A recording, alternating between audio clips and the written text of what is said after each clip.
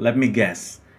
You've been trying to work hard on your English, but for some reason, when it comes to meetings and presentations, you feel like something is still missing. Well, you're not alone. Japanese, Filipino, Thai, European, I coached professionals feeling the same way. So let's talk about 3 ways how you will sound professional even without perfect grammar or fluency. If we haven't met, my name is Kanant, or you can call me Nant. I've been doing this for 15 years, so I taught kids from primary, secondary, college, and in recent years, I coached business professionals and young professionals who would like to up their game. So let's discuss the topic for today, which is your English is better than you think. So there are 3 ways to sound clearer and more professional. So let's guess what are those things based on these pictures. 3 easy ways to sound clearer. Those are slowing down and using pauses. And another thing is you replace filler words with power words. So these are the ums, the ahs. Instead of using those filler words, you replace them with power words. And number 3 is focus on key sounds. You're not aiming for perfect sound, but at least get these key sounds, which we are going to talk about later. Let's go first with slowing down and use of pauses. So if you take a look at this phrase, there's no space between words. So if I'll turn this into audio, you will hear it like, I believe we should move with this plan. So it's so fast, right? I believe we should move with this plan. Will they understand you if you sound that way? No. You sound like someone doing a rap or a rapper, or that does not appeal to people in business or professional English. And let's differentiate that.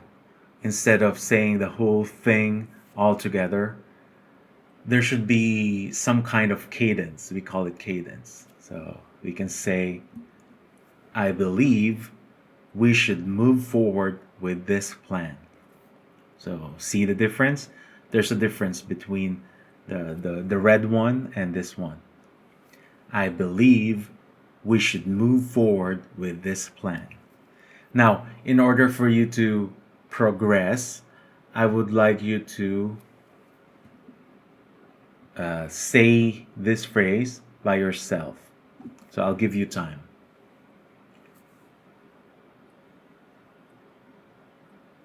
Okay, again, I believe we should move forward with this plan. See the difference there? There's a slight pause. So it's like cadence. You try to give emphasis to the words that are important or meaningful. So when you say I believe, it's like you're owning the thing. You believe in it. That's the right way of communicating in business. The second one is replacing your filler words with power words. Filler words, and maybe, I think, kind of. So these sound weak in the ears of your colleagues and business partners. With your friends, it's okay when you talk casually, but in formal meetings, this can sound weak, or it does not give you the authority. So instead of saying, I think this might work. So notice what I did there. There's also an uptalk towards the end. So instead of having the uptalk or rising tone, you should always think of your phrases having the downward tone. Okay? So I recommend this approach. You can say, I believe this will solve the problem. So there's more authority when you're speaking that way. You always say, I believe this will solve the problem. So there's conviction. You are serious and you are sounding more assertive if you use this phrasing. There are other words you can use instead of the weaker words. So in the future, we're going to talk more about these, okay? These words, like maybe, I think, kind of, sort of, okay? In daily conversation or casual conversation, that's being used, but in formal setting, please try to avoid these words. And also, you can focus on key sounds. That's number 3. Focus on key sounds, not perfect pronunciation. So the key sounds are the words starting with TH. So maybe you already know there are 2 types of words starting with TH. One is the voiceless and the other one is voiced. So the voiceless TH words, examples are Thursday, thirsty, thermometer, what else? Theology. So those are words with a voiceless TH sound. So the technique is that you have your tongue right here, and these are your teeth, okay, on top and at the bottom, okay, and then you try to position it this way, and then let the air come out gently, like thirsty, Thursday, thermometer, theology. So these are words with a voiceless TH. So if you can pronounce this right, people will have a perception of you like you know what you're talking about. And then the second TH, set of TH, is the voice TH. It's the same positioning of your tongue and teeth. So it's the same thing here. But there should be a vibrating sound, like a sound of the bee. I think like the sound of the bee, like zzz, zzz, zzz, zzz, zzz, zzz.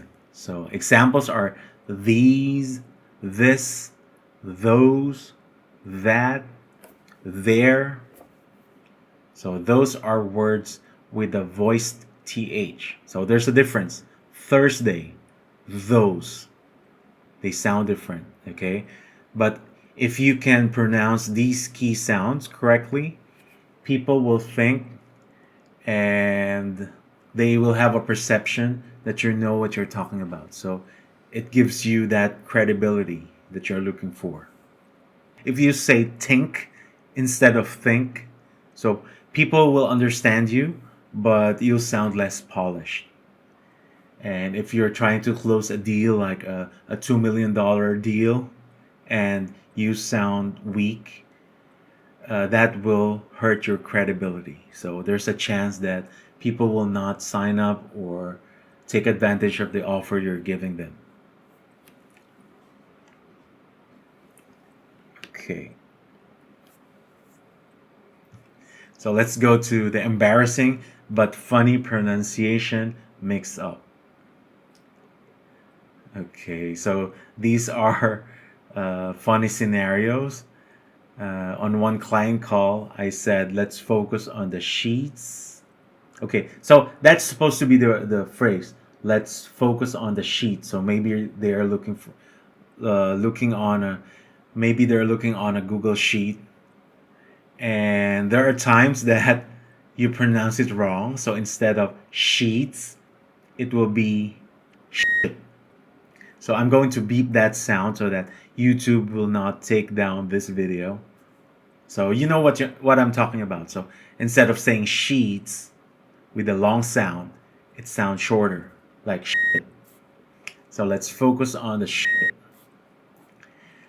So sometimes the client laugh if these things happen, and so sometimes you realize that it isn't about accents, so it's about avoiding misunderstandings.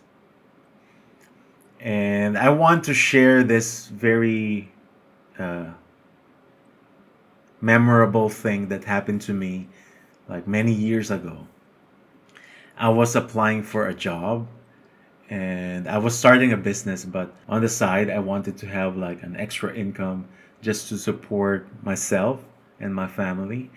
And I tried to look for this job online. So I found one in Google, and I was so lucky, or maybe I was fortunate that the CEO himself answered my call. So I was applying for this position, uh, like an entry level position in the company, and he picked up the call. So he kept on talking, and I said to myself, maybe I was doing a good job. He likes how I sound, and he also sounded excited that I'll be working with them or consider me for an interview. So, towards the end of the call, uh, we almost ended up with a perfect call. But towards the end, he asked me, so tell me, how will you get here? Or how will you come to our office? And I said, I'll be driving. Don't worry, I'll be driving. And I'm going to bring a mop. And realized, I said to myself, did I just say mop to the CEO of the company?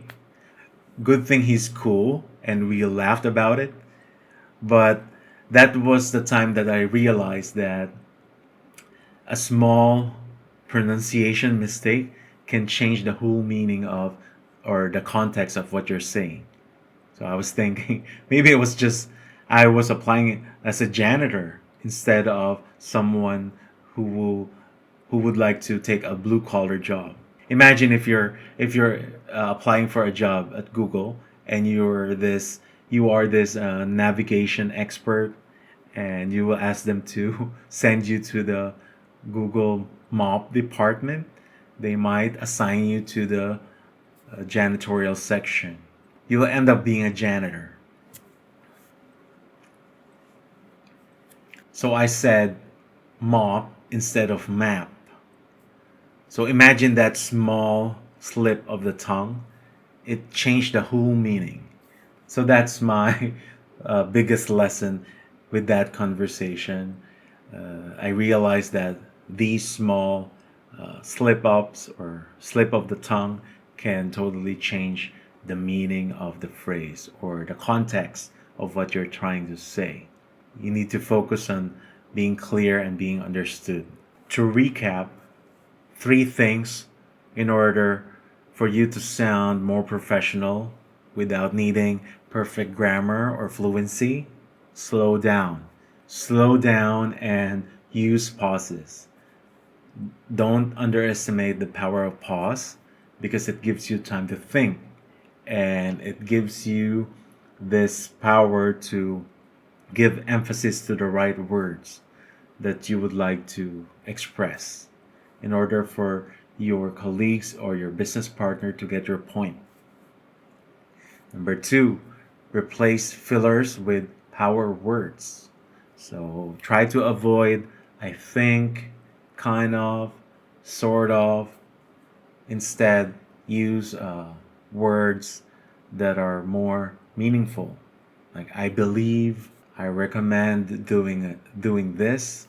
So that positions you to be a leader-like communicator.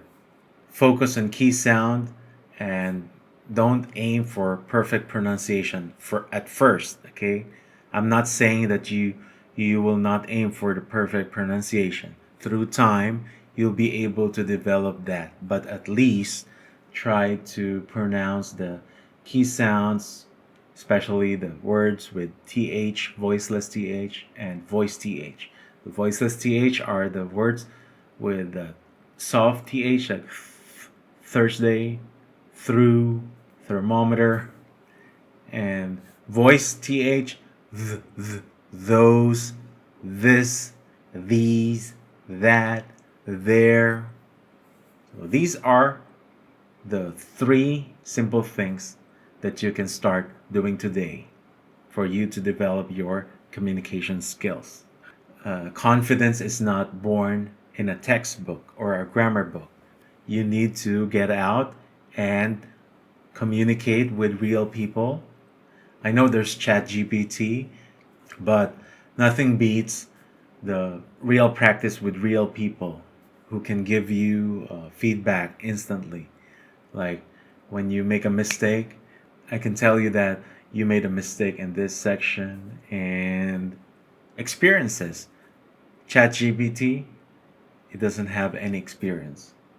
If you watch this far, I know that you're serious with English. So if you need one-on-one coaching, don't forget to message us by going to our website, thenglishcrew.com/contact. I will also put it somewhere here on the screen and pin it on the first comment section of YouTube. And if you're finding value in this video, don't forget to hit like. It helps the algorithm to recommend this video to other people. And also subscribe and hit the bell so you will get notified whenever we upload new videos. And don't forget to share this with your friends, your colleagues, or your family so that they can also learn and develop their English proficiency. And that's it for today. See you in the next one. Bye.